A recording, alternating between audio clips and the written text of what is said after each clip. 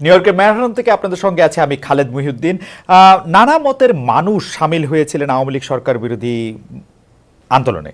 অন্তর্বর্তী সরকারের সময় এসে রাষ্ট্র ব্যবস্থার সংস্কার নিয়ে সবার অবস্থান তাই একই রকম নয়। কারো অবস্থান কোনো কোনো বিষয়ে কারোর সাথে সাংঘর্ষিক, যারা একসাথে আন্দোলন করেছেন সেরকমও আছে।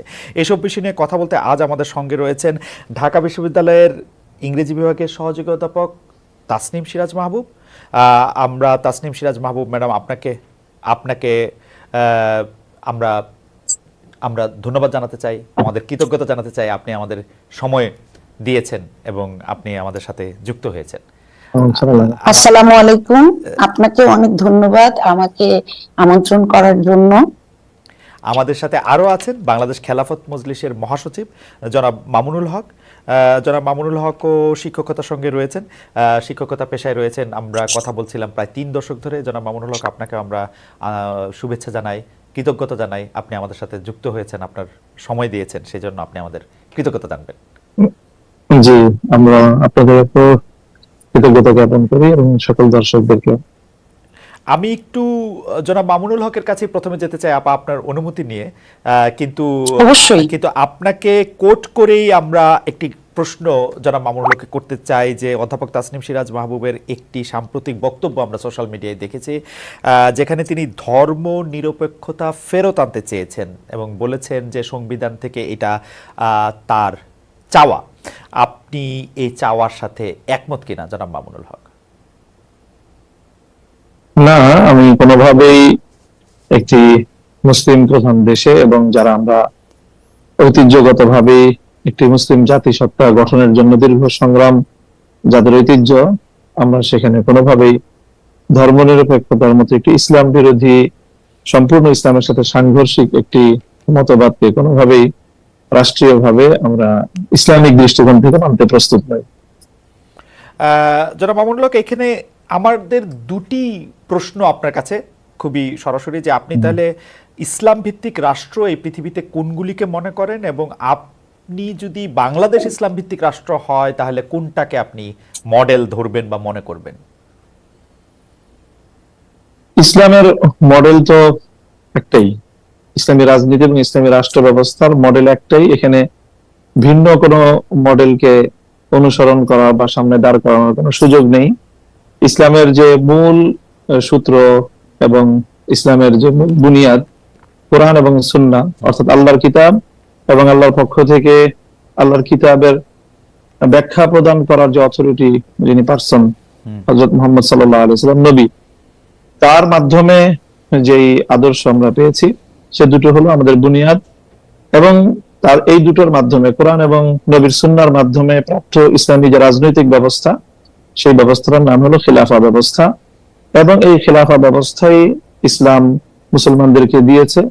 এবং এজ এ মুসলিম, খিলাফা ব্যবস্থার বাইরে মুসলমানদের জন্য অন্য কোন রাজনৈতিক বন্দোবস্ত বা রাজনৈতিক ব্যবস্থাকে অনুসরণ করার এবং এটাকে সমর্থন করার কোনো সুযোগ নেই। জনাব মামুনুল হক, আমার প্রশ্নটা ছিল যে বর্তমান পৃথিবীতে কোন রাষ্ট্র প্রপার ইসলামিক আদর্শ, বা যেটিকে আপনি বলতেছেন যে ইসলামে তার আলাদা কোনো মডেল নেই, ইসলাম তো সব একটা জায়গা থেকেই আসলে গাইডেড হবে, সেটি কোনটি অনুসরণ করতেছে এবং আপনারা কোনটি? না, আমি এই জায়গাটাই আমি খুব সচেতন ভাবেই আপনাকে যেটা বললাম, জি, সেটা হলো যে আমরা বর্তমান সময়ের জন্য আলাদা কোনো মডেলকে আমি অনুসরণীয় হিসাবে সামনে রাখতে চাই না। এটা নিয়ে অনেক সমস্যাও আছে, কোনটাকে মডেল বলবো না বলবো, এবং সেখানে বিতর্কের অনেক জায়গা আছে। আমরা খিলাফা ব্যবস্থা, যেটা 1924 সাল পর্যন্ত পৃথিবীতে বিদ্যমান ছিল খিলাফার নামে, এবং তার যে অনেকগুলো পর্যায় ছিল, খেলাফতে রাশেদা, খেলাফতে বনু উমাইয়া, খেলাফতে বনু আব্বাসিয়া এবং সর্বশেষ খেলাফতে উসমানিয়া, এইটাই ছিল ইসলামের পক্ষ থেকে প্রদত্ত রাজনৈতিক ব্যবস্থা। এবং সেই ব্যবস্থাটাই পৃথিবীতে কার্যকর ছিল বিগত প্রায় 100 বছর ধরে। মুসলিম উম্মার মতো সারা পৃথিবী ইসলাম প্রদত্ত সেই রাজনৈতিক ব্যবস্থা থেকে বঞ্চিত। সেই ব্যবস্থা আবার ফিরিয়ে আনার জন্য অনেকেই সংগ্রাম করছে, কেউ কেউ আংশিক সফল হয়েছে। এখনো পর্যন্ত বিগত 100 বছরের মধ্যে পূর্ণাঙ্গ খেলাফা ব্যবস্থা প্রতিষ্ঠার কোন নজির পৃথিবীতে বিদ্যমান নেই। আপনি 1924 সাল পর্যন্ত এটি বজায় ছিল বলে বলছেন, মানে আরেকটু কি বলবেন ভৌগোলিকভাবে কোন জায়গাতে স্পেসিফিক ভাবে আপনি যেরকম খেলাফার কথা বলছিলেন সেটা ছিল, এটা যদি আরেকটু হ্যাঁ, সেটা খেলাফা উসমানিয়া, যেটাকে আমরা অটোমান সাম্রাজ্য বলে থাকি ইংলিশে, যেটাকে আমরা ইসলামী পরিভাষায় উসমানী খেলাফত বলে থাকি। অন্যরা এটাকে উসমানী সাম্রাজ্য বলে, আমরা এটাকে সাম্রাজ্য বলি না। রাইট। উসমানী খেলাফা, যার প্রধান সর্বশেষ রাজধানী ছিল তুরস্কে, এবং তুর্কি খেলাফত বলা হয় সেটাকে, এবং সেই তুর্কি খেলাফার অধীনেই পৃথিবীর বিরাট একটা অঞ্চল, মুসলিম বিশ্ব, সেটা পরিচালিত হতো। আপনি এই ওসমানিয়া খিলাফাকে কি আপনি মনে করেন যে তারা কোরআন সুন্নাহর আদর্শ ভিত্তিক ভাবেই এই খিলাফা ব্যবস্থা করেছিল?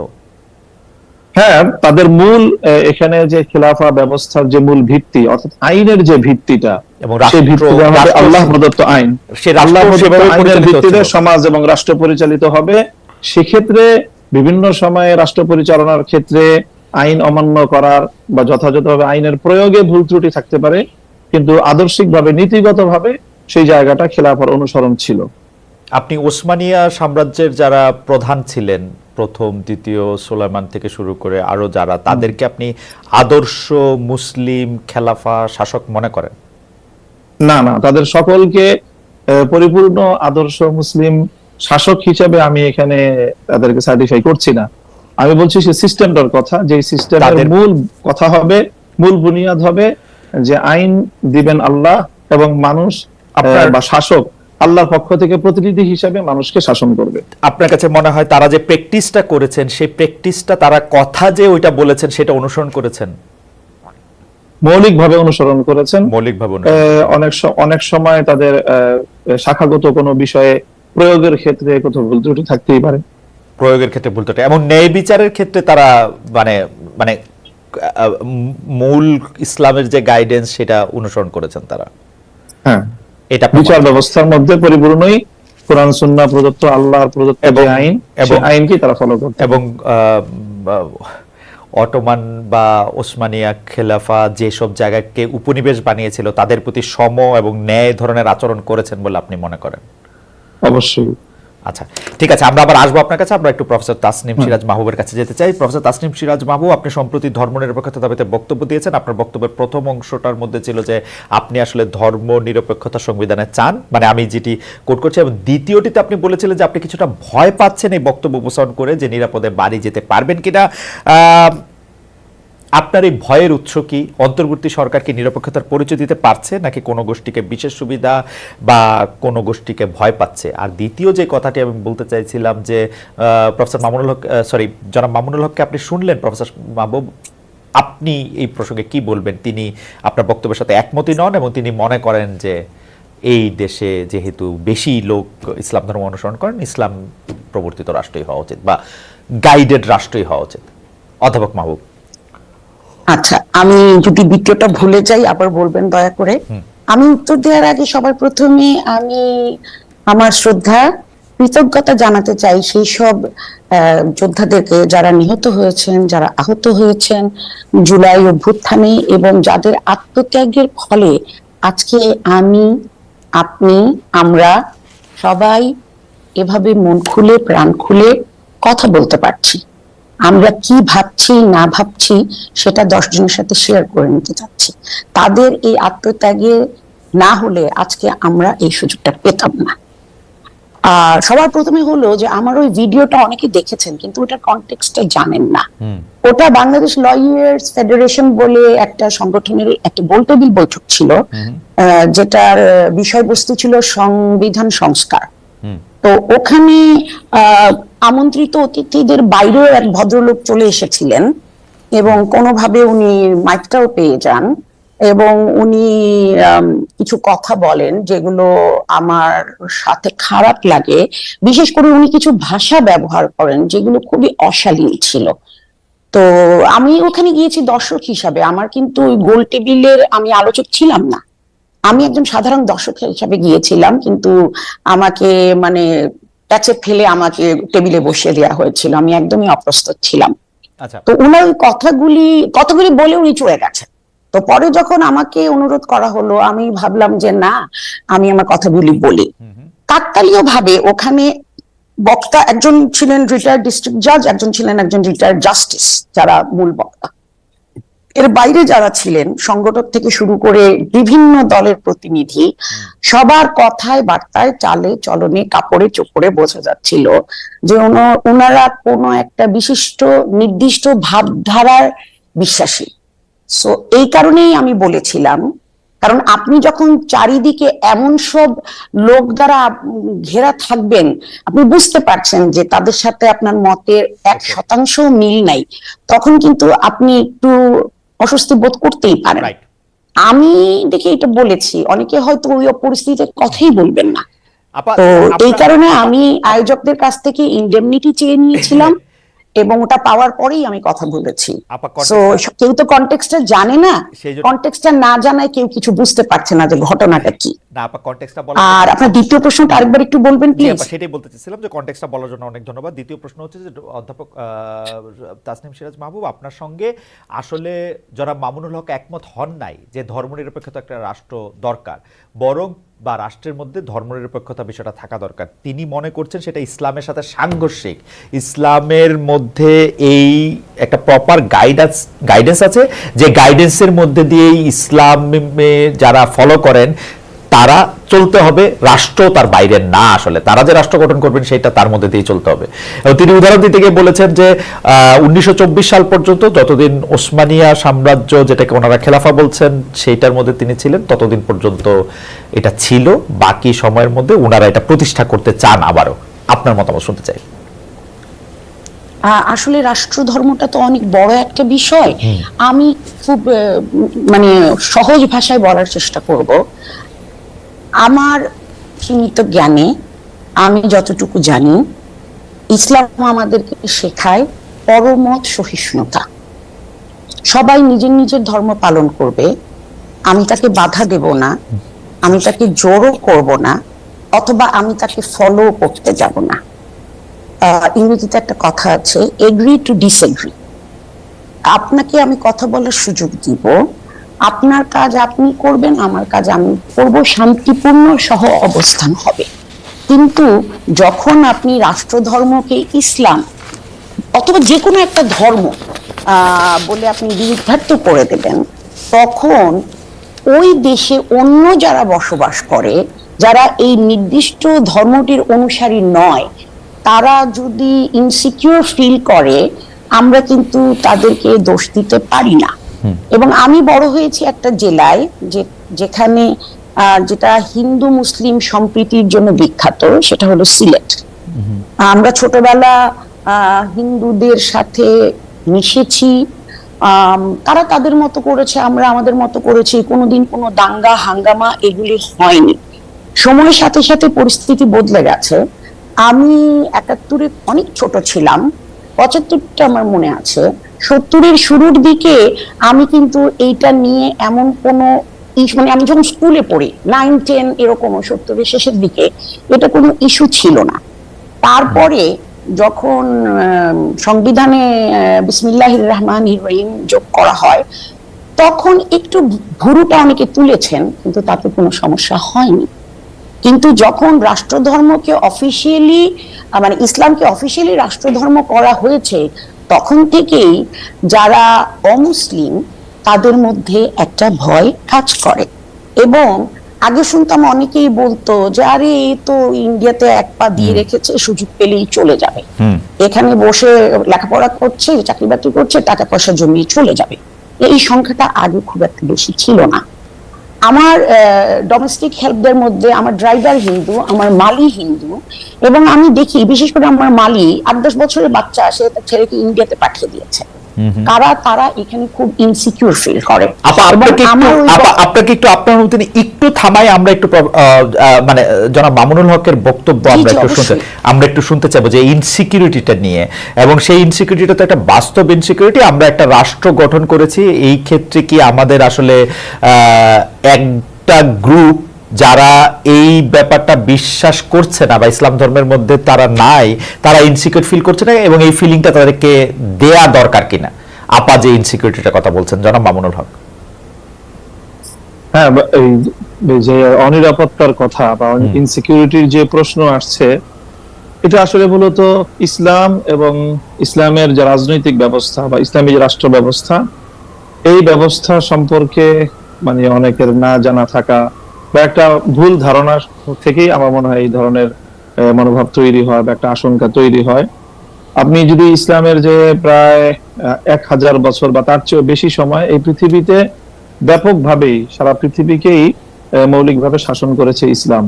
এরপরে গত 500 বছর ধরে হয়তো পশ্চিমা বিশ্বের যে উত্থান, সেই সময়টা থেকে ইসলাম সারা পৃথিবী থেকে একেবারে যে শাসনের যে জায়গা, সেখান থেকে তারা 2 নম্বরে চলে গিয়েছে ইসলাম ধর্ম বা মুসলমানরা।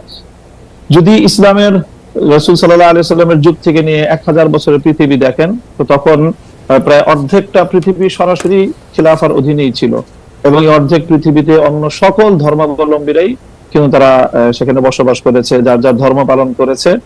এবং আমি স্পেসিফিক যে কথাটা বলবো, যে সেই সময়টাতে 1000 বছর যে ইসলামের সোনালী যুগ যে সময়টা ছিল, সেই সময়টায় পৃথিবীতে যে বড় আরো 2টি ধর্ম রয়েছে, যেগুলোকে পূর্ববর্তী কোন আসমানি ধর্মের অনুসারী বলে আমরা বিশ্বাস করি, এবং আসলেও তাই, একটা ইহুদি ধর্ম, খ্রিস্টান ধর্ম। সেখানে আপনি যদি প্রায় 1000 বছরের ইহুদিদের ইতিহাস পড়েন, তাহলে সেই 1000 বছরই প্রায় ইহুদিরা খ্রিস্টানদের দ্বারা নিগৃহীত হয়েছে, বিভিন্ন জায়গায় নির্যাতনের শিকার হয়েছে। আর 1000 বছরই ইহুদিরা মুসলমানদের আশ্রয় প্রশ্রয় বিভিন্ন জায়গায় তারা নিরাপত্তা পেয়েছে। কাজেই ইসলামের যে 1000 বছরের যে ইতিহাস, ঐতিহ্য, সেখানে অবশ্যই অন্য ধর্মাবলম্বীদের ভাবার কোনো সুযোগ নেই। কিন্তু যারা আমি একটু বলছি যে আমাদের এই সাবকন্টিনেন্টালে এখানেও প্রায় 800 বছরের ইসলামী এবং মুসলিম শাসন ছিল। সেই সময়টাই 800 বছর ধরেই কিন্তু এখানে হিন্দুরা সংখ্যাগরিষ্ঠ ছিল, মুসলিমরা সংখ্যার দিক থেকে কম ছিল, কিন্তু তারা শাসক ছিল। 800 বছরও কিন্তু এই সংখ্যাগরিষ্ঠ হিন্দুরা কখনোই অনুভব করেনি যে তাদের মধ্যে সিকিউরিটির খুব অভাব রয়েছে। আমরা আবার আসবো আপনার কাছে। আমি শুধু প্রশ্নটা করে রাখি, আপনি যে সময়টার কথা হচ্ছে ইসলামিক শাসন এবং সেইটা 1000 বছরের শাসন, বা এই বর্তমানে পশ্চিমা উত্থানের সময়টাকে খ্রিস্টানদের শাসন, আপনি সে যেটা বলছেন সেটা এভাবে বলা যায় কিনা, যারা এই 1000 বছরের পৃথিবী শাসন করেছেন তাদেরকে আসলে ইসলামিক ভাবাদর্শে বা ইসলামিক মতে তারা পৃথিবী শাসন করেছেন কিনা? আমাদের উপমহাদেশে যারা মুসলমান, আপনি যাদেরকে মুসলমান শাসন বলছেন, সেটা মোগল হোক, পাঠান হোক, তারা আসলে সুদূর পরবর্তী ভাবেও আসলে ইসলামী শাসন ব্যবস্থা করেছেন কিনা, সেটি নিয়ে আমরা আসলে আপনার সাথে একটু প্রশ্ন করবো, নাকি আপনি আসলে শুধুমাত্র তাদেরকে ব্র্যান্ডেড করছেন যেহেতু তাদের নাম দেখে নাম পড়ে মুসলমান বলা হয়? আমি সেটা মূল জায়গাটা যেটা বলবো, সেখানে শাসন ব্যবস্থার ক্ষেত্রে, আইনের ক্ষেত্রে মূল ভিত্তিটা ছিল কোরআন সুন্নাহ। ব্যক্তিগতভাবে অনেকেই অনেক অন্যায়, আমার মনে হয় ভিত্তিটা ইসলাম থাকার কারণে এখানে অন্য ধর্মাবলম্বীরা কোনোভাবেই বিচার ব্যবস্থায় কোনোভাবে বৈষম্যের শিকার হওয়ার কোনো সুযোগ ছিল। জনাব মামুনুল হক, আমি একটু একান্তভাবে অনুরোধ করবো যে আপনি আইনের ব্যবস্থাটা কোরআন সুন্নাহ ছিল কিনা সেটিকে আবার একটু চেক করে বলবেন কিনা, অটোমানদের ক্ষেত্রে, মোগলদের ক্ষেত্রে, পাঠানদের ক্ষেত্রে। আমি একটু অধ্যাপক তাসনিম সিরাজ মাহবুবের কাছে একটু ফিরি। অধ্যাপক তাসনিম সিরাজ মাহবুব, আপনি বলছিলেন যে আসলে একটা নিরাপত্তা নেতা ভুগে, জনাব মামুনুল হক উদাহরণ দিলেন যে এটি আসলে ভুগে নাই। আপনার বক্তব্য আমরা একটু শুনতে চাই। আমি বলবো? জি আপা। আচ্ছা, দেখেন, আপনি জানেন যে কোনো ক্ষেত্রেই জ্ঞান কিন্তু 2 ধরনের হয়, একটা হচ্ছে থিওরিটিক্যাল আর একটা হচ্ছে অ্যাপ্লাইড। তো আমি কিন্তু অ্যাপ্লাইড অংশটা নিয়ে কথা বলছি। আমরা সবাই জানি যে ইসলাম ধর্মের বয়স 1400 বছরের উপরে। ইসলাম তো ভালো কথা বলে। আমি একজন মুসলিম এবং আমি জানি যে ইসলাম সব ভালো কথাই বলে, এবং আমরা ছোট ছোট কাজ করে আমরা আল্লাহকে সন্তুষ্ট করতে পারি। কিন্তু যা বলা হয়, বা 1400 বছর আগে হযরত মুহাম্মদ সাল্লাল্লাহু আলাইহি ওয়াসাল্লাম আমাদেরকে যে শিক্ষা দিয়ে গেছেন, সেই যুগের মুসলিম আর এই যুগের মুসলিম কি একই চারিত্রিক বৈশিষ্ট্য অধিকারী? আমি বর্তমানের কথা বলতে চাই, আমি অতীতের কথা বলতে চাই না। কেন বলতে চাই না? যে ইসলামী শাসন হলে তারা নিরাপত্তা বোধ করবে বা তারা করত না। আমি করতে যাব না, আমি বর্তমানের কথা বলবো। এই 2024 সালে একটা দেশে যার বয়স 53 বছর, সেই তার শুরুর দিকে অমুসলিমরা কি পরিস্থিতিতে ছিলেন, যেটা আমি বললাম যে ধর্মীয় সম্প্রীতি, আমি নিজে সেটা দেখে বড় হয়েছি। এখন ওনারা কেমন আছেন? এবং এখানে আমি একটু শেয়ার করতে চাই, আপনি যে ভিডিওটার কথা বললেন, এটার পরে আমাকে কৃতজ্ঞতা জানিয়ে যত মেসেজ করা হয়েছে, আমাকে যত কিছু করা হয়েছে, তার মধ্যে আমি দুটা ঘটনা বলবো। একটা হলো আমার এক সহকর্মী, একটি কলেজের অধ্যাপক, উনি নন মুসলিম, উনি আমার বাসায় এসে আমাকে পায়ে ধরে সালাম করে গেছেন ওনার কৃতজ্ঞতাটা প্রকাশ করার জন্য। আর কিছু লোক, যেমন আমার মালির ভাবি, সে আমাকে ফোন করেছে, তারা অমুসলিম, তারা বলছে যে ম্যাডাম আপনি যেভাবে কথা বললেন সবাই তো এরকম ভাবে না। আমি বললাম না, এ দেশের বেশিরভাগ মুসলমানই শান্তিপূর্ণ সহাবস্থান করতে চায়, কিন্তু তারা তো কথা বলে না। যারা ভোকাল আপনারা তাদের কথা শুনেন এবং আপনারা ভয় পেয়ে যান। আমরা আপনাদের সাথে শান্তিপূর্ণভাবে একই দেশে থাকতে চাই। তখন মেয়েটা আমাকে বলল যে ম্যাডাম সবাই যদি এরকম ভাবতো তাহলে আমরা কি ভয় পেতাম না। আমরা যে কি ভয়ে ভয়ে থাকি আপনাদেরকে বোঝাতে পারবো না। সো আমি একদম লেটেস্ট একটা ঘটনা বলি। কালী পুজোর দিন সরবর্দী উদ্যানে ভিতরে একটা কালী মন্দির আছে, সেখানে একটা অবভিয়াসলি সেখানে একটা পুজো হচ্ছিল এবং অনেক অনেক লোক এসেছিলেন এবং অনেকে তাদের মোটরসাইকেলগুলি গেইটের ভিতরে রেখেছিলেন। রাত 10টার দিকে এসে তথাকথিত একজন ছাত্র কয়েকজন মিলে গেইটে তালা মেরে দিলেন। তো তাদেরকে বলা হলো যে আপনারা গেইটে তালা মারছেন কেন? বলল রাত 10টা বেজে গেছি তাই আমরা তালা মারছি। আপনারা কে? আমরা পেক্টোরিয়াল টিমের সাথে কাজ করি। তারা যে আটকেছে শুধু তো নন মুসলিমদেরকে আটকায়নি, এখানে আমাদের মুসলিম ছাত্রছাত্রীরাও ছিলেন এবং এর মধ্যে একটা মেয়ে ছিল, একটা পত্রিকার সাংবাদিক, ক্যাম্পাস সাংবাদিক। তার পোস্ট থেকেই আমরা এটা জানতে পারি। তারপরে তাদেরকে যখন চ্যালেঞ্জ করা হলো তখন তারা বলল যে আমরা ছাত্র এবং আমরা যেটা বলবো সেটাই আইন। আমি বিশ্বাস করি যে এটা কালী পুজো দেখে গেটটা তালা মেরেছে। কারণ আপনি চিন্তা করে দেখেন ঈদে মিলাদুন্নবীর সময় কি হয়েছে। যে কোনো ধর্মভীরু মুসলমানের মতো আমারও খুব প্রিয় ব্যক্তিত্ব হচ্ছেন হযরত মুহাম্মদ সাল্লাল্লাহু আলাইহি সাল্লাম। আমি মনে করি উনি একজন আদর্শ মানুষ ছিলেন। তো ওনার জন্মদিনটা আমরা পালন করব ক্যাম্পাসের ভিতর গরু জবাই করে? এটা কি ঠিক জায়গা? ক্যাম্পাসের ভিতরে আপনি গরু জবাই করবেন? আর একদিকে আপনি আপনাদের অনুষ্ঠান হলে, আপনাদের বলতে আমি মিন করছি এই ছাত্রদের, তারা তাদের গরু কেটেও, গরু কাটুক খাসি কাটুক সেটা ইস্যু না, তারা এখানে আনন্দ ফুর্তি করছে। আর যখন অমুসলিমরা তাদের একটা অত্যন্ত গুরুত্বপূর্ণ পুজো তো অনেকই আছে, সেই পুজো করতে এসেছে তারা মোটরসাইকেল গুলি এখানে রেখেছে, আপনারা গেট বন্ধ করে দিলেন। তার মানে কি যে অমুসলিম তার সাথে আপনি গায়ের জোর দেখিয়ে এটা করছেন। আপনি তো কোনো মুসলিমের সাথে এটা করতে যাবেন না। মুসলমান হয়ে আমি গিয়ে যদি বলতাম যে ক্যাম্পাসের মধ্যে এটা করো না, তাহলে আমার অবস্থা খারাপ হয়ে যেত। নিরাপত্তাহীনতার যে বোধটা, এই ধরনের ঘটনা থেকেই সেটা জন্ম হয়। আপা আপনাকে অনেক ধন্যবাদ। আপা একদম স্পেসিফিক উদাহরণ দিয়েছেন জনাব মামুনুল হক।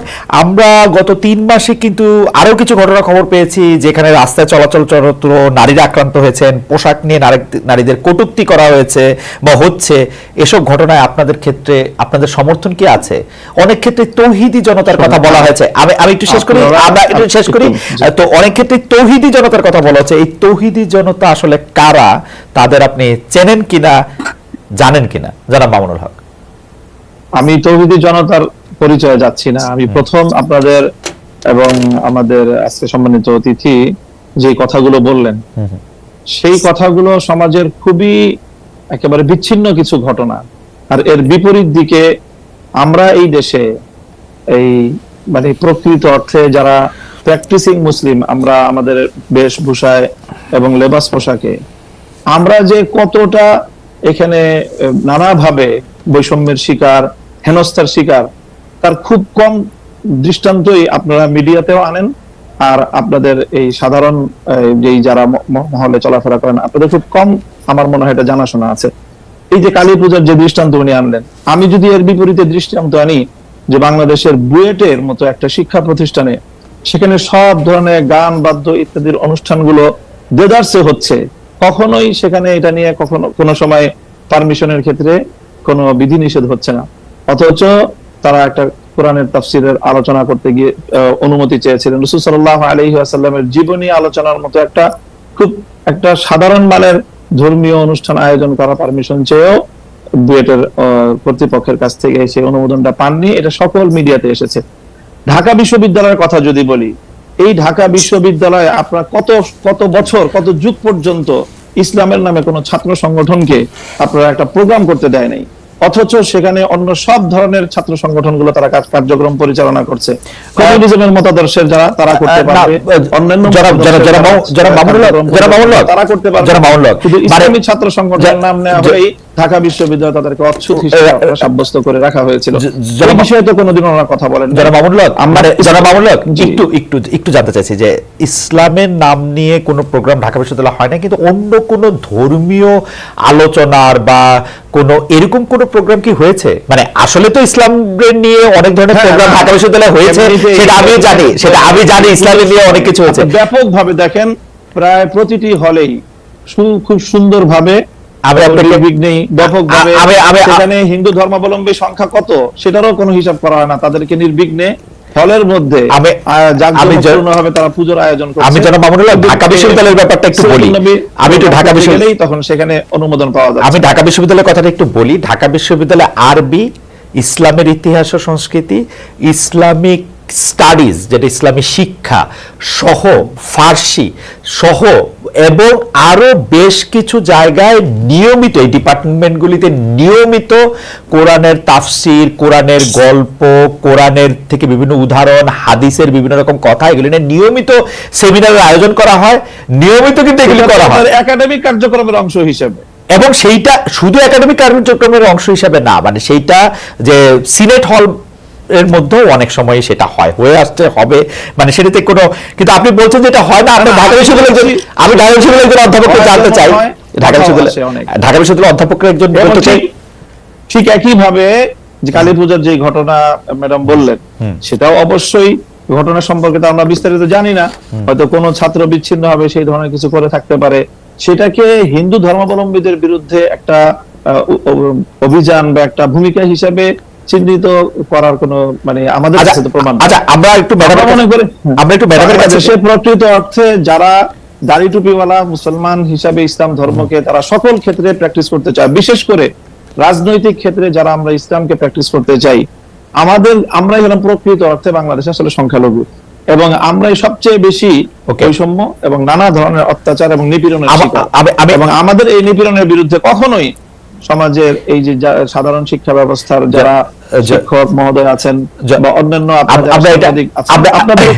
সোচ্চার কখনো আমরা পাই। আচ্ছা, আমরা এটা অধ্যাপক মাহবুবকে জানতে চাইবো। আমি একটু আপনার কাছ থেকে এটা জানতে চাই যে ধরেন বাংলাদেশে আপনি যে ধরনের রাষ্ট্র ব্যবস্থা কায়েম করতে চাচ্ছেন, ধরেন যে খিলাফা, সেই খিলাফা আসলো, তাহলে কি আপনারা এই যে ধরেন কালী পূজার কথা বলা হলো সেগুলি বন্ধ করে দিবেন? যে না, রমনায় বা বন্ধ হবে কেন, সেগুলি করতে দিবেন। প্রত্যেক ধর্মাবলম্বীর যার যার ধর্মীয় রীতি অনুযায়ী তার সে ধর্মীয় স্বাধীনতা ভোগ করবে, তার জানমালের নিরাপত্তার যে বিষয়গুলো আছে, ইসলামী রাষ্ট্র ব্যবস্থা, ইসলামী রাজনৈতিক যে বন্দোবস্ত, সেখানে অন্য ধর্মাবলম্বীদের ধর্ম পালনের শুধু স্বাধীনতা নয় বরং নিরাপত্তা নিশ্চিত করা হয়েছে, এবং সেই নিরাপত্তা অবশ্যই বাস্তবায়ন করা হবে। তাদেরকে কি জিজিয়া কর দিতে হবে? এখন আমি প্রথমেই কথা বলি যে আমরা মুসলিম কি অমুসলিম। যদি আমি মুসলিম হয়ে থাকি তাহলে আমাকে অবশ্যই কোরআনের প্রত্যেকটা আইনকে বিশ্বাস করতে হবে, মানতে হবে। আমরা আপনাদের কাছে পাল্টা প্রশ্ন করি খালেদ মহিউদ্দিন সাহেবকে এবং আজকে আমার অতিথিকে, যে আমরা এজ এ মুসলিম আমরা কোরআনের প্রত্যেকটা বিধানকে শ্রদ্ধা করি কিনা এবং প্রত্যেকটা বিধান আল্লাহর পক্ষ থেকে প্রদত্ত সেই হিসাবে আমি বিশ্বাস এবং মানি কিনা, সেটা বলেন আপনারা। আচ্ছা, আমি প্রশ্ন উত্তর দিচ্ছি, আপা নিশ্চয়ই আমার থেকে দিবেন, আপা উত্তর দিবেন। আমি শুধু প্রশ্নটা করি যে আমরা কি কোরআনের বিধানটার প্রতি শ্রদ্ধা করি কেবলমাত্র আমি মুসলমান সেইটা বড় হওয়ার জন্য, নাকি আপা আরেকটা কথা বিভিন্ন জায়গায় বলে থাকেন, আমার হারাম হালাল জ্ঞান, আমার ঘুষ সুদ জ্ঞান, আমার অন্যায় অত্যাচার জ্ঞান, আমার বিভিন্নভাবে বিভিন্ন মানুষের যেটাকে আমানত্রে খেয়ানত করার জ্ঞান, সেটাও আমরা মানি। আমি তো দেখি বাংলাদেশে বাংলাদেশ 90 ভাগ মুসলমানের দেশ, আমি দেখি 90 ভাগ মুসলমানের মধ্যে 90 ভাগ ধর্মীয় সেই বিশ্বাসটাকে আপনি প্র্যাকটিস করার বিষয়। যদি আপনি ধর্মীয় যে বিশ্বাস সেটাকে যদি আপনি অ্যাকসেপ্ট করেন দেন তখন আপনি মুমিন, না, তখন আপনি আমি- মুসলিম। আমি- এবং যদি আপনি সেটাকে প্র্যাকটিস করেন তারপর আপনি সে ভালো আমল হলো, আপনার উন্নত মুসলিম হলেন। কিন্তু আমাদের practice এই যে কোনটা- প্রশ্নটা practice যেটা কোনটা আপনি গুরুত্বপূর্ণ, বললেন, practice কোনটা জিজিয়া গুরুত্বপূর্ণ। কর দিবে কিনা, Right, practice আপনাদের এই কোনটা- প্রশ্নের আমি বলি একটু শুনেন। জি। জিজিয়া কর দিবে কিনা, জিজিয়া করটাকে স্বাভাবিকভাবে যেটা ভাবে উপস্থাপন করা হয় যে এটাকে খুব একটা জুলুম এবং অন্যায় এবং ইসলামের একটা বৈষম্যপূর্ণ বিধান হিসেবে আপনারা আখ্যায়িত করার আপনার প্রশ্নের টোনের মধ্যে কথাটা রয়েছে। জিজিয়া কর এটা হলো মুসলমানদের কাছ থেকে জাকাত নেওয়া হয়, সেই জাকাত হলো তাদের অর্থনৈতিক রাষ্ট্রীয় যেই আপনার এই সোর্স, সেই সোর্সের এখান থেকে একটা ইনকাম। ঠিক তেমনি ভাবে অমুসলিমরা জাকাত দিবে না, তারা জাকাতের পরিবর্তে তারা জিজিয়া এবং কর দিবে, এবং এই জিজিয়া করের বিনিময়ে তারা তাদেরকে রাষ্ট্র সব ধরনের নিরাপত্তা এবং তাদের যে সার্ভিস গুলো দিবে, এটাকে আমরা সার্ভিস চার্জ বলতে পারি আসলে মূলত জিজিয়া কর।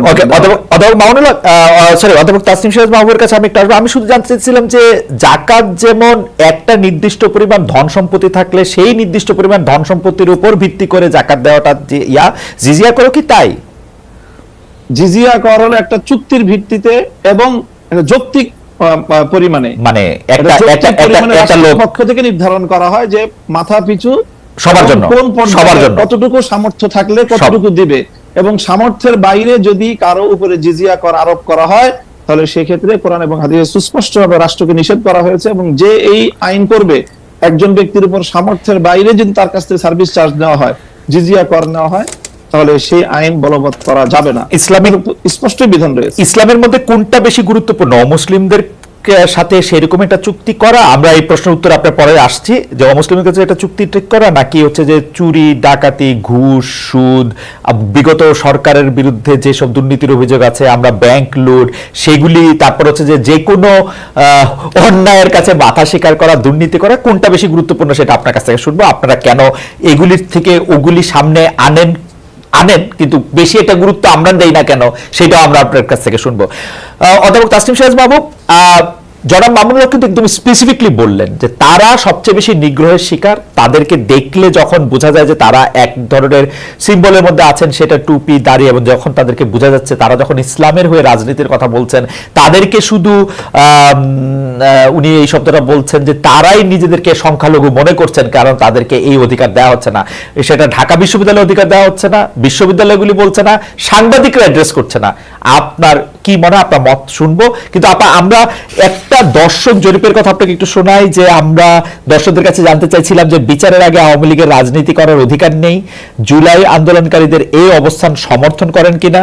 শতকরা 68% এই অবস্থান সমর্থন করেছেন আমাদের দর্শকদের মধ্যে, শতকরা 32% সমর্থন করেন নাই। আমাদেরকে ভোট দিয়েছেন 62,000 ভোটার।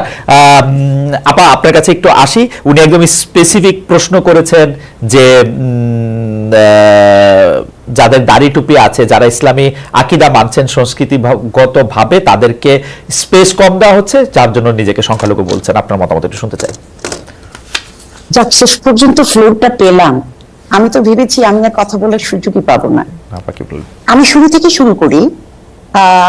প্র্যাকটিসিং মুসলিম উনি বলেছেন, উনি আইডেন্টিফাই করেছেন, আমিও আমাকে প্র্যাকটিসিং মুসলিম হিসাবে আইডেন্টিফাই করি। আমাদের দেশে উনি পোশাকের রেফারেন্স দিয়েছেন, আমাদের দেশে আমি এরকম অনেক তথাকথিত ধর্মীয় লোককে চিনি, তারা শুধু দাড়ি টুপি না, তারা আরব দেশের যে পোশাকটা যেটা ওই আবহাওয়ার জন্য মানানসই, ওনারা বাংলাদেশে পড়েন দেখানোর জন্য যে ওরা কত ধার্মিক। এরকম প্রচুর লোককে আমি চিনি যে তারা সারা জীবনে বেতন পেলে যে টাকা হতো, মনে করেন যে সারা জীবনে উনি বেতন পেতেন হয়তো 3 কোটি টাকা, উনি 6 কোটি টাকার বাড়ি কিনে ফেলেছেন। এবং এরকম অসংখ্য উদাহরণ আমি দিতে পারবো। সো পোশাকে আশাকে আলোচনায় নাই গেলাম, আমার মনে হয় সেটাই সেফার। আর উনি ঢাকা বিশ্ববিদ্যালয় বা বুয়েট সম্পর্কে যে মন্তব্যগুলি করেছেন, আমার মনে হয় উনি কোনো পাবলিক বিশ্ববিদ্যালয়ে পড়াশোনা করেননি বা যাওয়ার সুযোগ হয়নি, তাই উনি সেটা জানেন না। খালেদ সাহেব যে ভাষা ডিপার্টমেন্টগুলির কথা বললেন, সেটার সাথে পার্সিয়ানও আছে, আর পার্সিয়ান আছে, কিন্তু ওদিকে আবার সংস্কৃত ডিপার্টমেন্ট আছে। আমরা কিন্তু, হ্যাঁ, যদি বলবেন যে এদিকে 5টা আছে ওদিকে একটা কেন, ওদের এই একটা নিয়েই পালিয়ান সংস্কৃত, পাচ্ছে, আর তো ভাষা পাচ্ছি না, বাট আমরা অন্যান্য এশিয়ান মানে অন্যান্য ভাষা শিখাচ্ছি, উর্দু শিখাচ্ছি, জাপানিজ শিখাচ্ছি। সো আমার মনে হয় কি এই ধরনের সুইপিং কমেন্ট না করাই ভালো। আমি যেটা সম্পর্কে জানি না আমি সেটা নিয়ে এত জোর দিয়ে আমি কথা বলবো না। আর কিছু কিছু গুলি হারিয়ে যায়। কিন্তু আপা এই প্রশ্নটা তো আপা একটু প্রশ্নটা করি, সরি আপা আপনি বলেছিলেন যে আপনাকে ইন্টারাপ্ট না করতে, কিন্তু এই প্রশ্নটা করি, আপনি কি এটা দেখতে পান না যে ঢাকা বিশ্ববিদ্যালয়ে মানে একটা জায়গার তো একটা মানে টোন থাকে, তাই না? আমরা ঢাকা বিশ্ববিদ্যালয়ে যারা পড়াশোনা করতে আসছেন তাদের মধ্যে কতজনকে আমরা জনাব মামুনুল হকের মতো পোশাক আশাক পরতে দেখি? তাদের মধ্যে অনেকে ওই প্র্যাকটিসটা করতে চাইলেও যে তারা অনেকে করতে পারছেন না, সেইটাও কি একটা স্টিগমা তাদের উপর চাপানোর চেষ্টা করা হইতেছে কিনা? মানে যারা ধরেন দাড়ি রাখতে চান, টুপি পরতে চান, পাঞ্জাবি পাজামা পরতে চান, লম্বা ঢোলা আলখাল্লা জব্বা পরতে চান, সেইটা তাদের উপর আসলে চাপানো হয় কিনা একটা স্টিগমা যে না তুমি এখানে ফিট ইন করো? এটা না কোনো ইনস্টিটিউশনাল ডিসিশন না, এটা হচ্ছে শিক্ষক টু শিক্ষক ভ্যারি করে। যেমন কিছুদিন আগে সোশ্যাল সায়েন্স ফ্যাকাল্টির একজন শিক্ষকের সম্পর্কে অভিযোগ উঠেছে যে উনি পোশাক আশাক নিয়ে অনেক কথা বলেন। আমি ব্যক্তিগতভাবে আমার বিভাগের কথা বলতে পারি, আমি ইংরেজি বিভাগের শিক্ষক। আপনারা জানেন আমরা ইংরেজি সাহিত্য পড়তে গিয়ে অনেক কিছু পড়ি, আমরা মিথোলজি পড়ি, হিন্দু মিথোলজি, গ্রিক মিথোলজি, অনেক কিছুই পড়ি, কিন্তু সেগুলো প্র্যাকটিস করতে তো কেউ আমাকে বাধ্য করছে না। আমাদের ক্লাসগুলিতে মোটামুটি ছেলে মেয়ের রেশিও 50-50 না হলেও কাছাকাছি। তো যেসব মেয়েরা আছে ইদানিং অনেককে দেখা যায় যারা হিজাব পরে। হিজাব পর্দা এক জিনিস না, আমি সেই বিতর্কে যেতে চাই না। আমি তাদেরকে আমার মতো শিক্ষকেরা, আমরা হয়তো একটু লিবারেল ইংলিশ ডিপার্টমেন্টের শিক্ষকরা, আমরা কখনোই কিন্তু এই ধরনের কিছু নিয়ে আমরা কথাবার্তা বলি না। কারণ একজন কি পোশাক পরবে, কোন ধর্মে বিশ্বাস করবে, এটা তার ব্যক্তিগত ব্যাপার। সে যতক্ষণ না এমন একটা পোশাক পরবে যেটাতে শালীনতার সীমা লঙ্ঘিত হয়, আমি তাকে কেন এটা বলবো? আমাদের স্টুডেন্টরা জিন্স পরে আসছে, টি শার্ট পরে আসছে, আলখেল্লা পরে আসছে, বোরখা পরে আসছে, এবং আপনারা হয়তো জানেন না ইংরেজি বিভাগে এখন প্রচুর মাদ্রাসার ছেলে পড়ে, প্রচুর। মানে একবার আমার ক্লাসে প্রায় 40 জনের মতো স্টুডেন্ট ছিল এবং তার 30-35% ছিল মাদ্রাসা ব্যাকগ্রাউন্ডের। এবং অনেকে শুনলে আরো অবাক হবেন যে ইদানিং আমি বুঝতে পারি আমার অভিজ্ঞতা থেকে যে মাদ্রাসা শিক্ষা তো ইংরেজির উপর অনেক জোর দেওয়া হয়, কারণ ইংরেজি বিভাগে আসা কিন্তু চারটিখানি কথা নয়, আর অনেকের সাথে কম্পিট করে আসে। রাইট। তো এতে আমি অনেক খুশি যে ওনারা শিক্ষার এবং বিশেষত ইংরেজি শিক্ষার গুরুত্ব বুঝতে পেরেছেন। তো তারা কি পড়ে আসলো না আসলো এটা বিচ্ছিন্নভাবে যদি দু একজন শিক্ষক বলে থাকেন অবশ্যই এটা আপত্তিজনক। সেই জায়গায় হলে আমিও আপত্তি করতাম, কারণ আমি কি পড়বো না পড়বো সেটা আমার বিষয়। কিন্তু যখন জিনিসটা বাড়াবাড়ি পর্যায়ে চলে যায়, আমি 2007 সালে হজ করে এসেছি এবং আমি জানি যে হজের সময় মুখের এতটুকু জায়গা ভিজিবল হতে হয়, বাধ্যতামূলক।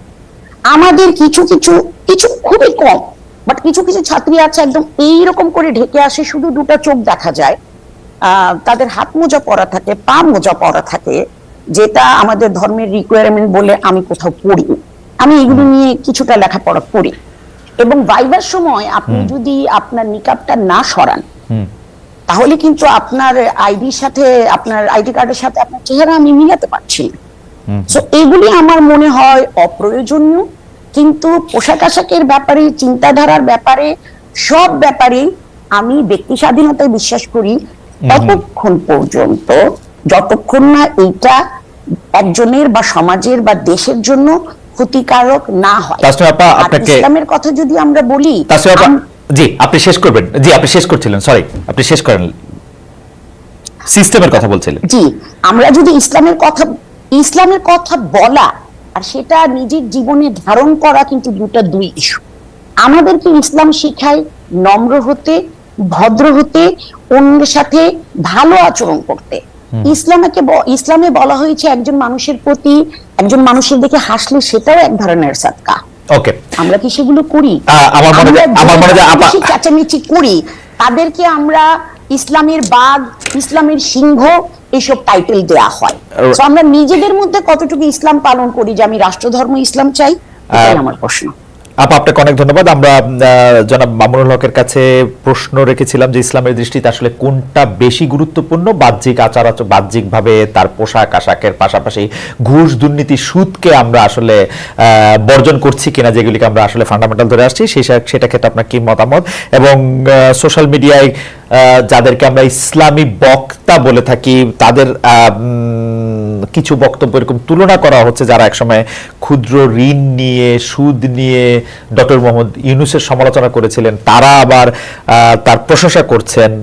বক্তাদের একটি অংশ কি বাতাস বুঝে বক্তব্য দিচ্ছেন কিনা, এবং আপনারা যে ইসলামকে, যেটিকে আসলে পলিটিক্যাল ইসলাম বেশি করে বলা হচ্ছে, যেটা এবং যেই কারণে বাংলাদেশে ইসলামী দলগুলির মধ্যে অনেক বিভাজন দেখা যাচ্ছে, মানে কেউ হয়তো ইসলাম বিশ্বাস করছেন এবং জোর দিয়ে বলছেন যে জনাব মামুনুল হক যেগুলি বলছেন সেগুলি ইসলাম না, আরেকজন বলছেন যে ওইটা যারা বলছেন তারা কাফের। ওই পুরো ব্যাপারটা ধরে যদি একটু আলোচনা করেন যে আসলে কোনটা বেশি গুরুত্বপূর্ণ, কোনটাকে আমরা ফান্ডামেন্টাল ধরবো, জনাব মামুনুল হক। জি, আসলে অনেকগুলো মানে এখন বিষয় আমার সামনে আলোচনার জন্য, সময় কতটুকু পাবো আমি জানি না। মিসেস মাহবুব সাহেব তো উনি বললেন যে ওনাকে মনে হয় সময় কম দেওয়া হচ্ছে। আমি আসলে শুরুতেই বলেছিলাম যে আসলে বিতর্কের আলোকে আমি কথাগুলো বলতে চাইনি। প্রথম যে প্রসঙ্গটা আপনারা দুজনই আলোচনার মধ্যে আনলেন, আমি ঢাকা বিশ্ববিদ্যালয় সহ আমাদের বুয়েটের ক্যাম্পাসে যেই স্পেসিফিক যে কথাটা আমি বলেছি, আপনারা খবর নিয়ে দেখেন, গত 1 মাসের ব্যবধানের ঘটনা।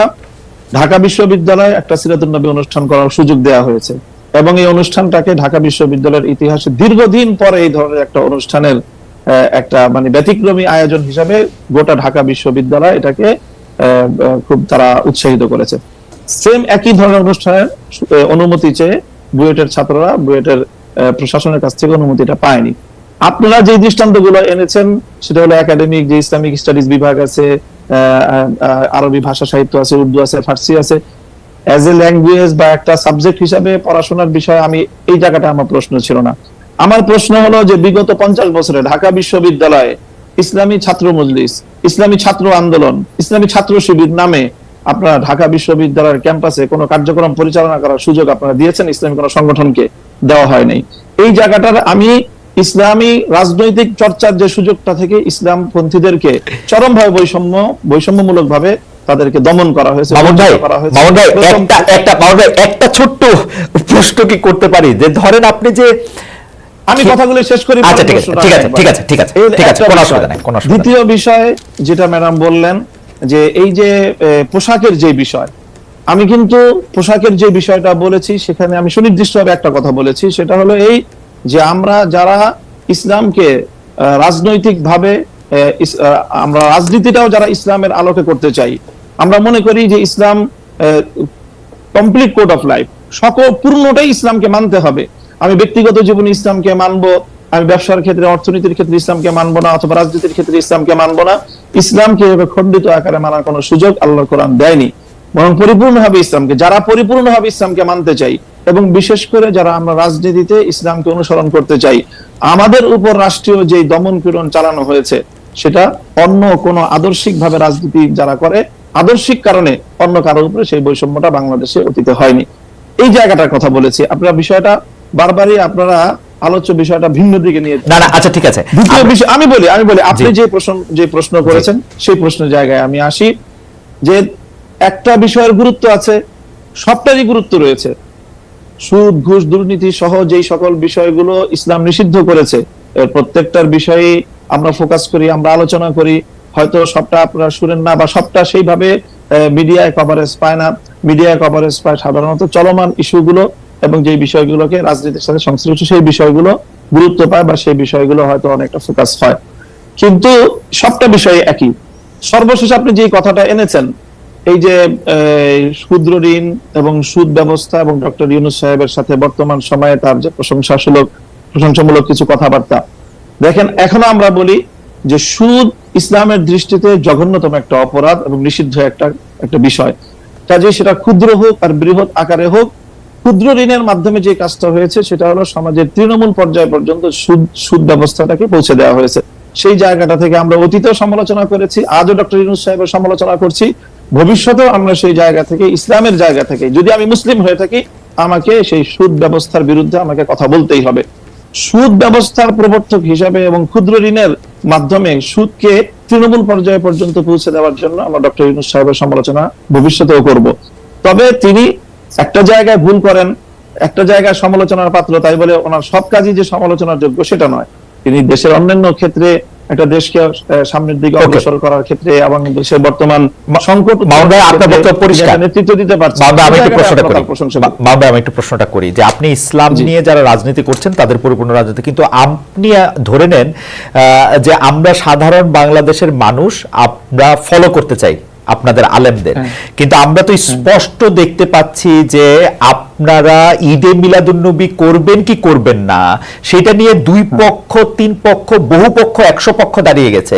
আমি শেষ করি, এটি নামাজ কিভাবে পড়া হবে কি পড়া হবে না সেটি আপনারা আসল ইসলাম নাকি চরমনাই আসল ইসলাম, আসল ইসলাম কি আসলে আটরশি, আসল ইসলাম কি আসলে মাওলানা রাজ্জাক সাহেব, এইটা নিয়ে তর্ক ছাড়া তো আমি মানে আর কোনো কিছু দেখি না। আরেকটা প্রশ্ন আমাদেরকে আপনার জন্য করেছেন, উনিও একজন আলেম, উনি বলেছেন যে খ্রিস্টান শাসন বলতে কি বোঝাচ্ছেন, তারা কি বাইবেল অনুসারে শাসন করছেন, এখন আমেরিকা ইউরোপ যে শাসনে চলছে সেটা খ্রিস্টান ধর্মের শাসন কিনা, সৌদি আরবে যা চলছে তা ইসলামী শাসন কিনা, সৌদি আরবে ছাত্র সংগঠন করার অনুমতি রয়েছে কিনা।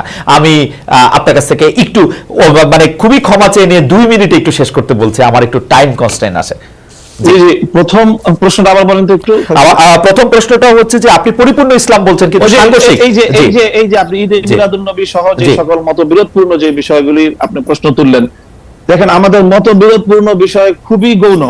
মৌলিক কোন বিষয়ে আমাদের মধ্যে ইসলামিক যারা বিভিন্ন স্কুল অফ থট যারা আমরা ফলো করে থাকি আমাদের মধ্যে কোনো দ্বিমত নেই। 5 ওয়াক্ত নামাজ এই বিষয়ে কেউ দ্বিমত করেছে, রমজান মাসে 30টা রোজা রাখতে হবে এই বিষয়ে কেউ দ্বিমত করেছে, প্রত্যেকটা মুসলমানের উপর সামর্থ্য থাকলে একবার হজ করা ফরজ কেউ দ্বিমত করেছে, প্রত্যেকটা যারা নাকি সামর্থ্যবান তাদেরকে যাকাত দিতে হবে এই বিষয়ে দ্বিমত করেছে, এবং ফজরের নামাজ 2 রাকাত, জোহরের নামাজ 4 রাকাত, আসরের নামাজ 4 রাকাত, মাগরিবের নামাজ 3 রাকাত, এশার নামাজ 4 রাকাত, এই বিষয়ে আজ পর্যন্ত কাউকে আপনি দ্বিমত পেয়েছেন? খুবই শাখাগত কিছু বিষয়ে দ্বিমত রয়েছে মুসলমানদের মধ্যে এবং সেই বিষয়গুলো আলোচনার মধ্যে আসে এবং সেটা প্রত্যেকটা মতাদর্শের মধ্যে যখনই আপনি আলোচনা, জ্ঞানগত আলোচনা হবে তখন সেই দ্বিমতগুলি আসবে সেখানে। সেই বিষয়গুলি তো এটার সাথে আপনি এখানে আলোচনার মধ্যে এই প্রসঙ্গগুলি আনার কোনো প্রয়োজন নেই। দ্বিতীয় যে প্রশ্ন আপনি করেছেন সেটা হলো যে খ্রিস্টান শাসন বলতে আমি বুঝিয়েছি এখনকার যে শাসন পশ্চিমা বিশ্বের শাসনকে বলছি 500 বছর ধরে। এর আগ পর্যন্ত আমি যেটা বলেছি যে যে পশ্চিমা বিশ্বের এই সেকুলার রাষ্ট্র ব্যবস্থা বা রাজনৈতিক এই যে গির্জা বিপরীত যে রাষ্ট্র ব্যবস্থা পশ্চিমা বিশ্ব অনুসরণ করছে, এর আগ পর্যন্ত তাদের যে শাসন ব্যবস্থা ছিল সেটা খ্রিস্ট শাসন ব্যবস্থা ছিল। আমি সেখানে বলেছি যে সেই খ্রিস্ট ব্যবস্থায় ব্যাপকভাবে খ্রিস্ট রাষ্ট্রগুলো কর্তৃক ইহুদিরা নিগৃহীত হয়েছে এবং সেই সময়টা ইহুদিরা মুসলমানদের প্রোটেকশনে তারা থেকেছে। ওই জায়গাটা আমি বলেছি। এর বিগত 500 বছর ধরে পশ্চিমা বিশ্ব তারা তো গির্জার শাসনের বিপরীতে সেকুলারিজমকে তারা রাষ্ট্র ব্যবস্থা হিসাবে, রাজনৈতিক বন্দোবস্ত হিসাবে তারা ফলো করছে এবং সৌদি আরব যেটা করছে সেটাও আংশিক ভাবে তারা কিছু কিছু ক্ষেত্রে কোরআনের বিধানকে অনুসরণ করে, পূর্ণাঙ্গ ইসলামিক রাজনৈতিক বন্দোবস্তকে তারা অনুসরণ করে না। কাজে সৌদি আরব আমাদের কোনো মডেল না, সেটা কিন্তু আমাদের কাছে প্রশ্ন করলে আমরা সেখানে সরি বলা ছাড়া আমাদের কোনো উপায় নেই। জনাব মামুনুল হক, আপনাকে ধন্যবাদ, আপনি খুব কম সময় বলেছেন। আমি আবারও প্রশ্নটি করে রাখি, আপনি যেগুলিকে সামান্য বিরোধ বলছেন আমরা কিন্তু সেগুলিকে সামান্য বিরোধ দেখছি না। আমরা দেখেছি যে আপনার মনে থাকবে জনাব নুরুল ইসলাম ফারুকী খুন হয়েছিলেন প্রায় সিমালের কারণে, তাকে জবাই করে হত্যা করা হয়েছিল। এই রকম মতবিরোধ থাকার কারণে, আমরা এরকম মতবিরোধ থাকার কারণে কিন্তু বিভিন্ন জায়গায় বিভিন্ন সেক্ট দেখছি যে বিভিন্ন গোষ্ঠী, স্বঘোষিত গোষ্ঠী যারা একজন আরেকজনকে কাফের বলছেন, আক্রমণ করছেন। এমনকি আপনাদের ইসলামিক আদর্শের রাষ্ট্রের সঙ্গে জামায়াতে ইসলামের ইসলামী রাষ্ট্রের বা অন্য কোন ইসলামিক দলের আদর্শিক রাষ্ট্রেরও একটা বড় তফাৎ আমরা দেখে যাচ্ছি। এইটাকে আপনারা কনসলিডেট কিভাবে করবেন, আপনারা এইটা ভাবছেন কিনা, এটা আমার প্রশ্ন। আমি একটু অধ্যাপক তাসনিম সিরাজ মাহবুবের কাছে আমরা একটু যেতে চাই যে আপনি এক সাক্ষাৎকারে এটি বলেছেন যে দেশের সার্বিক সংস্কারের জন্য অন্তর্বর্তী সরকারকে সময় দিতে হবে। এই সরকারকে আপনি কত বছর সময় দিতে চান? 2, 3, 5 বছর সময়? আর একটা জিনিস আপনাকে বলে রাখতে চান, আমাদের আর সময় নেই, আসলে এই প্রশ্নটাই আপনাকে করতে চান, অন্তর্বর্তী সরকারকে আপনি কতখানি সময় দিতে চান, 2, 3 না 5 বছর? এবং আপনি কেন মনে করেন যে সংস্কার আসলে অন্তর্বর্তী সরকার করবে, সেটা পরবর্তী সরকার এসে করবে না? তাসনিম সিরাজ মাহবুব। না, আমি সেটা কোথাও বলিনি যে মনে করেন সংস্কার কেন? এই সরকার করবে, পরবর্তী সরকার করবে না। জি। আমি বলতে চেয়েছি বা চাচ্ছি সেটা হলো বেসিক কিছু জিনিস আছে যেগুলো ওনাদেরকে করে যেতে হবে। যেমন শহীদদের তালিকা তৈরি করে, আহতদের তালিকা তৈরি করে এদের পুনর্বাসনের ব্যবস্থা করা আহতদের ক্ষেত্রে, এটা ওনাদেরকে করতে হবে এবং এতদিনে এটা ওনাদের করে ফেলা উচিত ছিল। এখানে ওনারা আমাদেরকে লেট ডাউন করেছেন। শহীদের তালিকা করেছেন, আহতরা এখনো হয়নি এবং আহতরা অনেক ক্ষেত্রেই যতটুকু সাহায্য প্রয়োজন ততটুকু পাচ্ছেন না। এটা হলো এক নাম্বার। আরেকটা হলো আপনার কিছু আছে শর্ট টার্ম, কিছু আছে লং টার্ম। এখন ওনারা যদি বাংলাদেশের শিক্ষা ব্যবস্থাকে ঢেলে সাজাতে চান, এটা 6 মাস 1 বছরে সম্ভব না। সো ওনাদের যেগুলি এখন করা দরকার, ইমিডিয়েট অ্যাটেনশন যেগুলিতে দরকার, তার মধ্যে একটা যেটা আমি বললাম, শহীদের তালিকা তৈরি করা, দেশের অর্থনৈতিক অবস্থাকে স্থিতিশীল করা, আইনের শাসন অ্যাসিওর করা, আইন শৃঙ্খলার উন্নতি করা, এগুলি ওনাদের গোল হওয়া উচিত। এই কয়টা কাজ করতে আমি কোনো নাম্বার বলবো না, এই কয়টা কাজ করতে যৌক্তিকভাবে যতটুকু সময় লাগে ততটুকুই ওনাদের নেওয়া উচিত। কিন্তু তবে একসাথে আমাদের এটাও মনে রাখতে হবে, আমি একটু শেষ করি খালেদ সাহেব, আমি কিন্তু কখনো জোর দিয়ে বলছি না, এবারই বললাম। আমি এতটুকুই বলবো যে আপনি কিন্তু নবজাত শিশুকে দিয়ে মা বাবা ডাকাতে পারবেন না। আপনি তাকে যতই দুধ খাওয়ান আর যতই মারধর করেন, তাকে সময় দিতে হবে। আমরা এত অসহিষ্ণু কেন? আমরা সর্বক্ষেত্রে অসহিষ্ণু, পরমতের ব্যাপারে শুধু না, সব ক্ষেত্রে আমরা অসহিষ্ণু। এখন আমাকে ট্যাগিং করা হবে যে আমি বর্তমান সরকারের দালাল, তো ট্যাগিং নিয়ে এখন আর চিন্তা করি না, এটা ভূষণে পরিণত হয়েছে আমাদের মতো মানুষের জন্য। কিন্তু আমার কথা হলো, আমার ক্ষেত্রে যে জিনিসটা মনে হয় ওনারা ঠিক করছেন না, সেটা হলো যে ওনারা লং টার্ম আর শর্ট টার্ম গোলগুলিকে ওনারা আলাদা করছেন না, ওনারা র্যান্ডমলি কাজ করছেন। যার ফলে হচ্ছে কি, যেই জিনিসটার প্রতি তাদের ইমিডিয়েট অ্যাটেনশন দরকার, ওনারা এটা না রেখে অমুকের পোশাক কি হবে, অমুক পোশাকের কালার কি হবে, অমুকের নকশা কি হবে, ওনারা ওগুলোতে মনোযোগ দিচ্ছেন, যেগুলো কিনা ওনাদের না করলেও চলে। ওনারা পুনর্বাসন করবেন, ওনারা ইলেকশন কমিশনকে ঢেলে সাজাবেন, ওনারা ভোটার তালিকা হালনাগাদ করবেন, ওনারা প্রতি সম্মান মানে শ্রদ্ধাশীল যাতে হয় মানুষ, সেই ব্যবস্থা করবেন এবং ওনারা দ্রব্যমূল্য নিয়ন্ত্রণ করবেন। এটা ওনাদের ইমিডিয়েট টার্গেট হওয়া উচিত। আচ্ছা আপা, আপনি যে সংস্কারের কথা বলছেন বা যেইগুলি কথা আপনি বলছেন যে এইগুলি এই সরকারে করা উচিত, যার জন্য আসলে ঠিক কতটা সময় বা টাইম ফ্রেম দেওয়া দরকার সেটা আপনি বলতে চাচ্ছেন না। আপা এখন কি শুনতে পাচ্ছেন?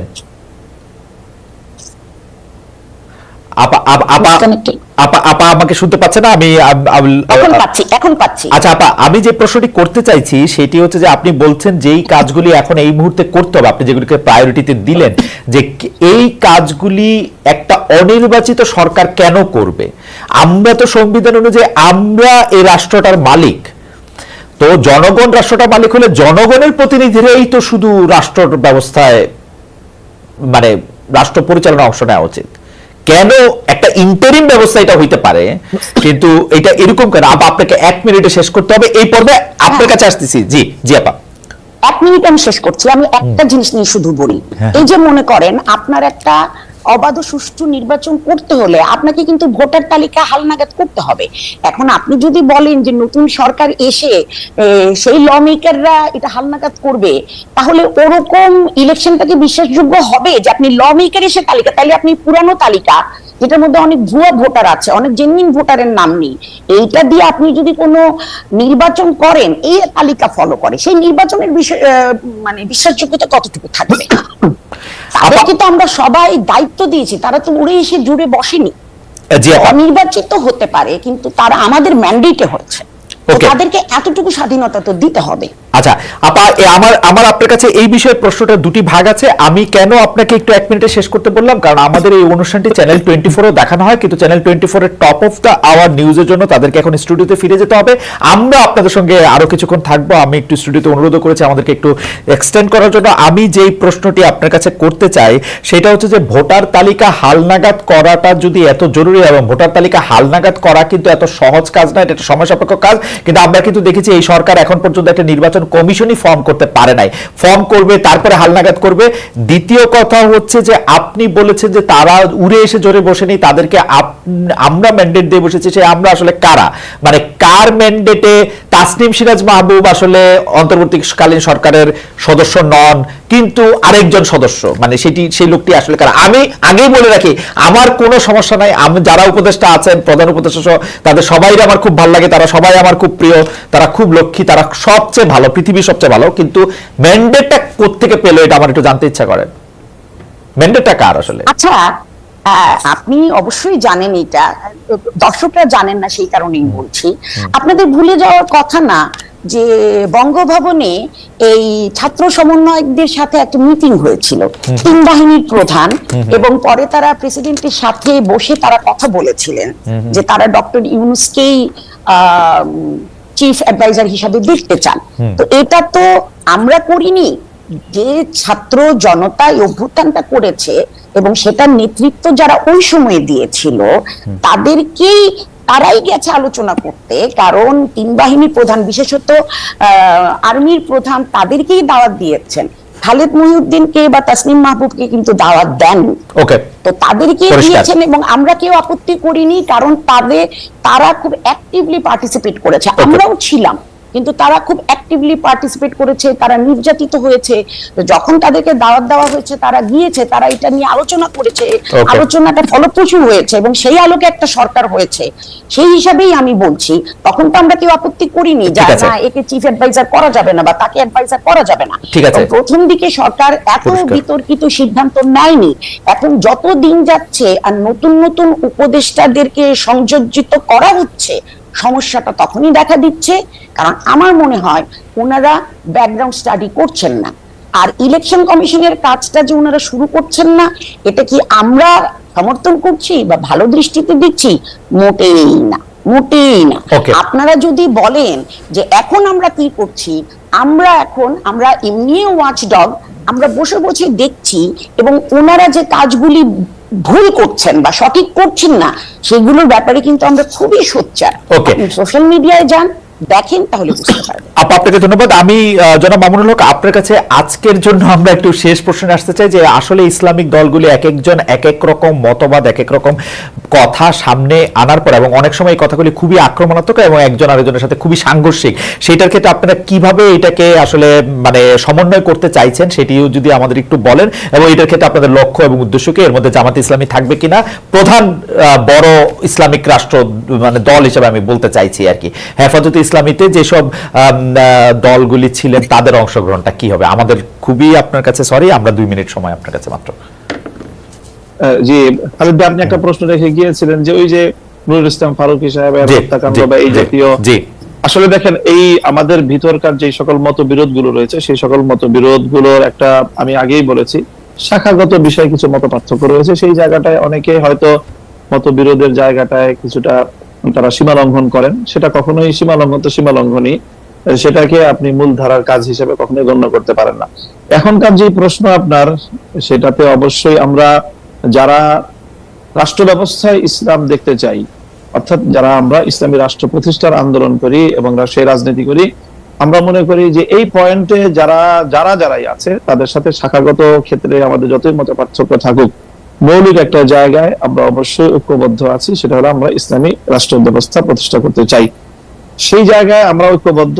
তবে বর্তমানে বাংলাদেশের সার্বিক পরিস্থিতিতে বিগত যে ফ্যাসিবাদের যে একটা আক্রোশ এবং তার যে বৈষম্য এবং তার যে অত্যাচারের শিকার আমরা হয়েছি, যে পক্ষগুলো, আমরা এখন আপাতত মনে করি যে তাদের সকলের মধ্যে এক ধরনের ঐক্য থাকা দরকার, যাতে কোনোভাবেই সেই জালিম এবং ফ্যাসিবাদী চক্র যেন আবার কোনোভাবেই বাংলাদেশের রাজনীতিতে সহসাই তারা প্রতিষ্ঠিত হতে না পারে। তাহলে আমাদের এই আগস্ট বিপ্লবের সকল অর্জনই ব্যর্থ হয়ে যাবে এবং সেক্ষেত্রে সেই অত্যাচার এবং ফ্যাসিবাদ আরো অনেক বেশি। আগস্ট বিপ্লবের কথা, মামুন ভাই, আগস্ট বিপ্লবের কথা যখন বললেন তখন আমি আপনাকে একটা বিষয় একটু প্রশ্ন করতে চাই, সেটি হচ্ছে যে আপনি নিশ্চয়ই আপনার মনে আছে যে তারিখটা হচ্ছে এই বছরেরই 27 জুলাই মনে হয়, 26-27 জুলাই আপনাদের সাথে আলেমদের সাথে স্বরাষ্ট্র মন্ত্রণালয়ের স্বরাষ্ট্রমন্ত্রীর একটি বৈঠক হয়েছিল, আপনারা সেখানে গিয়েছিলেন। সেখানে আপনারা কি এই সরকারকে সমর্থন করেছিলেন এরকম আপনারা শুনেছিলাম যে শেখ হাসিনা সরকারকে সমর্থন করেছিলেন, এটা কি ঠিক?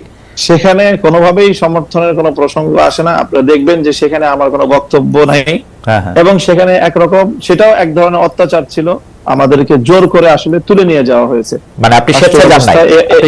এরকম ব্যবস্থাটাই ছিল। আপনি স্বেচ্ছায় যান নাই? ছাত্র নেতৃবৃন্দকে যেভাবে তুলে নিয়ে যাওয়া হয়েছে, আমি কোনোভাবে স্বেচ্ছায় যাইনি সেখানে। আচ্ছা, আপনি স্বেচ্ছায় যান না, ওকে, ঠিক আছে। আমার মনে হয় যে যারা মামুনুল হক তার বক্তব্য দিয়েছেন, আমরা একদম শেষ মিনিটে এসেছি। আমি ম্যাডামকে প্রশ্ন করতে চাই যে ম্যাডাম, আপনি যত কথাই বলেন বাংলাদেশের একটা বড় অংশ তারা তো আসলে বোধহয় মনে করেন যে যদি ইসলামিক আদর্শে রাষ্ট্র পরিচালিত হয় তাহলে সেটা রাষ্ট্রের জন্য ভালো হবে। তাদের মধ্যে অনেকেই নিশ্চয়ই মনে করে যে রাষ্ট্রধর্ম ইসলাম থাকলেই সেটা ভালো হবে, কারণ এর বাইরের তো আমরা কথা খুব শুনি নাই। আপনি কি মনে করেন যে আপনার এই বলাটা ভবিষ্যতে একটা শুধু বিরোধিতা হিসাবেই বা একটা বামপন্থা হিসেবেই থেকে যাবে, নাকি আসলে এটা চেঞ্জ হবে? আপনি 1 মিনিটে যদি একটু বলেন যে আপনি আসলে কি ভাবেন বা কি মনে করেন। জি, শুনেন, আমরা তো অনেকেই অনেক কিছু চাই, চাইলেই সেটা পাওয়া যায়? পেতে হলে আমাকে সেই দিকে কাজ করতে হবে। সো ওনারা যদি ইসলামিক রাষ্ট্র ব্যবস্থা কায়েম করতে চান, ওনারা সহ্য ধৈর্য নিয়ে ভদ্রতার সীমা লঙ্ঘন না করে ওনারা ক্যাম্পেইন চালান। যদি সংখ্যাধিক্যে ওনাদের এটা সাপোর্ট করবে, আমার কোনো আপত্তি নাই।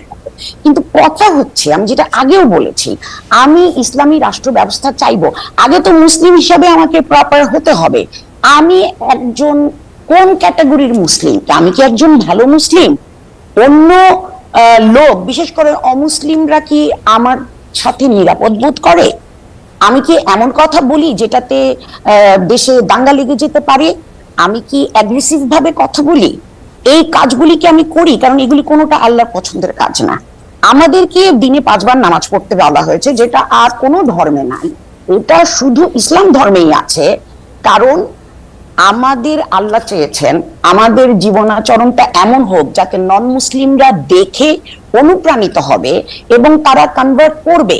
সো আমাদেরকে কিন্তু সবসময় ভালো ভালো কাজ করতে বলা হয়েছে। আমরা কেন অন্যদেরকে উস্কে দিচ্ছি? আমরা কেন হুমকি ধমকি এগুলো দিচ্ছি? আমার কাছে শান্তিপূর্ণ ভাবে করবো। রাষ্ট্রধর্ম ইসলাম চান, কোনো অসুবিধা নাই, তো এটা শান্তিপূর্ণ, সবাই যদি মত দেয় তারা করবেন। আমার যদি ভালো না লাগে আমি অন্য দেশে চলে যাবো, সিম্পল এজ দ্যাট। কিন্তু এটা নিয়ে ঝগড়াঝাটি, মারামারি, ট্যাগিং, মানুষজনকে খারাপ ভাষায় কথা বলা, এগুলো তো ঠিক না। আপনাকে ধন্যবাদ। আমরা আসলে আপা যেহেতু এই কথাটা বলেই ফেলছেন যে আমরা একটু বেড়ে গেলেও যে মামুন ভাই আপনি 30 সেকেন্ড একটু বলবেন কিনা এইটা আপার আহ্বানটা সম্পর্কে। না, এটা তো পরিষ্কার একটা বিষয় যে বাড়াবাড়ির তো সুযোগ নেই, কিন্তু আমরা কি ট্যাগিং এর শিকার হচ্ছি না? আমাদেরকে কেন মৌলবাদী বলছেন বা কেন আমাদেরকে জঙ্গিবাদী বলে গালি দিচ্ছেন? না, আমরা তো ইসলামী রাষ্ট্র প্রতিষ্ঠা করা আন্দোলনের কথা বললেই মৌলবাদ বলে এটাকে আখ্যায়িত করে এটাকে ট্যাগিং করা হয়। যেমন আপা যখন কথা বলছেন, মামুন ভাই আপা যখন কথা বলছেন, আমাদের এখানে যারা মন্তব্য করছেন, আপা যখন কথা অনুসরণ করতে হয় পূর্ণাঙ্গ ইসলাম অনুসরণ করবেন, আমরা সেটারই আহ্বান জানাই, আহ্বানই জানাই। জি, এবং মানুষ যদি সেটাকে অ্যাকসেপ্ট করে তাহলে তাকে ইসলামী রাষ্ট্র প্রতিষ্ঠা ব্যবস্থা বাস্তবায়ন করার সুযোগ দিতে হবে আমাদের। কিন্তু আপা যখনই কথা বলছেন, যে আমার মনে মামুন ভাইও ঠিক কথা বলেছেন, এবং আপা যখন কথা বলছেন তখনই যে তাকে ভারতীয় দালাল, হিন্দুদের এজেন্ট এগুলি বলা হচ্ছে সেটাও কিন্তু সত্য। এবং আপনি প্রচুর পরিমাণে লোক তাকে এই কথা বলছেন, অথচ উনি বলছেন যে উনি প্র্যাকটিসিং মুসলমান, উনি বলছেন যে উনি 5 ওয়াক্ত নামাজ পড়েন, উনি বলছেন যে উনি এইটাকে মনে করেন যে ইসলাম হচ্ছে এমন একটা ধর্ম যাতে সবাই তার প্রতি আকৃষ্ট হওয়া উচিত। ওনার এই স্কুলটাকেও আসলে ভারতীয় এজেন্ট, ভারতীয় দালাল বলা হচ্ছে। এবং মামুন ভাই ব্যাপারেও আসলে মামুন ভাইয়ের ব্যাপারটা আসলে পরিষ্কার, শুধুমাত্র উনি ইসলামিক রাষ্ট্র বলছেন বলেই তাকে জঙ্গিবাদী, মৌলবাদী, হ্যানবাদী, তেনবাদী যে ট্যাগ দেওয়া হচ্ছে সেটি থেকে আমরা মুক্তি চাই। আপনাদের দুজনকেই অনেক অনেক ধন্যবাদ, অধ্যাপক তাসনিম সিরাজ মাহবুব এবং জনাব মামুনুল হক। আপনারা আজকে সুন্দর একটি আলোচনার মাধ্যমে আমাদেরকে অনেক বিষয় আলোকিত করেছেন, আপনাদেরকে আমরা ধন্যবাদ জানাই।